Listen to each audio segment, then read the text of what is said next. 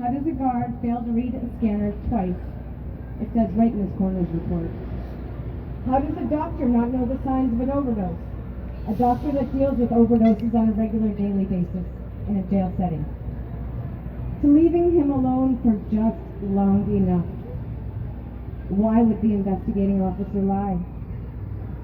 Why doesn't the report align with the investigation or the coroner's? These are not accidents, and the ministry is well aware of his negligence. The paramedics claimed that Jordan was alive when he arrived to the hospital, but the doctor said he was dead. I screamed for help and got my son back in a body bag with bruises and cuts that were not even documented on his autopsy. So do I have faith in this system and the recommendations that have come over and over again, but nothing has changed? Not from Sully's death, not from Jordan's death, not from the other 23 people that died at Central East Correctional Center, not from the 50 people that have died within our correctional system this year, not from the other 1,535 people that have died across Canada, and not from the 35,000 people that have died from a toxic drug supply. So if these countless deaths had not made change, what kind of energy is it going to take to force a system to recognize that it was built to fail the vulnerable has been disclosed? It costs Canada more money than preventative health care, but yet they keep putting money into corrections. Our human rights demand the end to the age of cages, to be abolished, to a holistic healthcare approach supported by those with lived experience. When will this government make our communities safer again with responsible public health practices and end the age of cages for mental health? I'm not ashamed how Jordan died, but I am ashamed how people pick and choose who has value and who gets health care when Section 15 of our Charter of Freedom and Rights includes each and every single one of us. I am Jordan's mom, and know this, I am discouraged that murderers walk amongst us with bad training and protection, but I'm not giving up. Justice is elusive. Our people are not coming back. So I live in my memory of Jordan's life, justifying our rights to defend against national stigma with learning initiatives and futuristic ethics. Change lives in us all, so we keep saying their names and sharing their stories because we want to protect you and your families from the feeling and the pain that brings us all here together today. The horrific tragedy of Soleiman Faqiri and the people that we love and can never forget. Without justice, there is no peace. Thank you.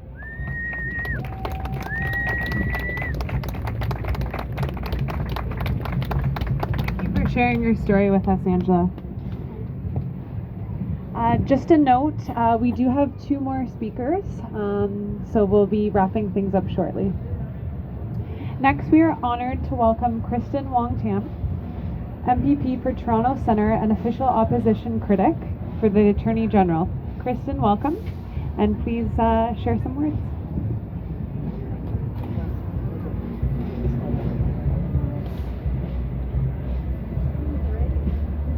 Thank you for the introduction, and thank you to all of you for coming out today. This is a very difficult time. You know, not only is it because of the fact that the inquest came out with a set of recommendations, 57 of them, just 4 days ago, but just hearing the remarkable stories and the incredible journey that everyone has gone through. Soleiman Faqiri's death was entirely preventable, and as we read about what happened and some of the video has been released, I know that in my heart I am outraged, absolutely outraged, to see that someone who was living with acute mental health distress was not getting the care, the medical care and attention that he needed, and somehow he was beaten, restrained, and the 24-minute video, I'm struggling to find the right words, and I have to be careful. But the 24-minute video that has now been made public, it is something and an incident that is worth investigating further. And so although I cannot direct the police as the justice critic, no politician should, and you don't want us to direct the police, I do think that the new evidence that the jury saw and that they were provided with warrants further investigation. So you had a local police outfit plus 2 investigations from the OPP all come up with conclusions that there's nothing to see. Just carry on. I think that this particular audience today would disagree. I also think, and rightly so, that the Faqiri family has every right to be disagreeing.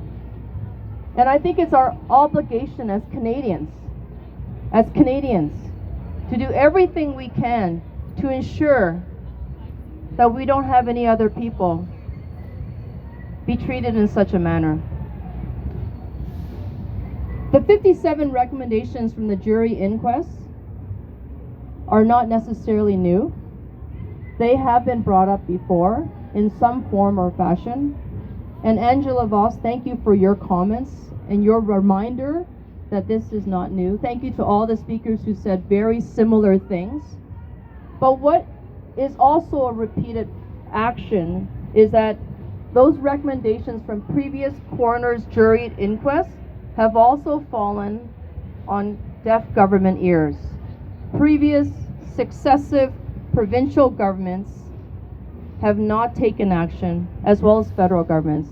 But those 57 recommendations are pointed directly at the Ford government.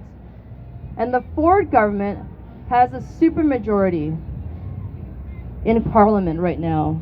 They can take all 57 of those recommendations and implement them and operationalize them and make sure that this doesn't happen again.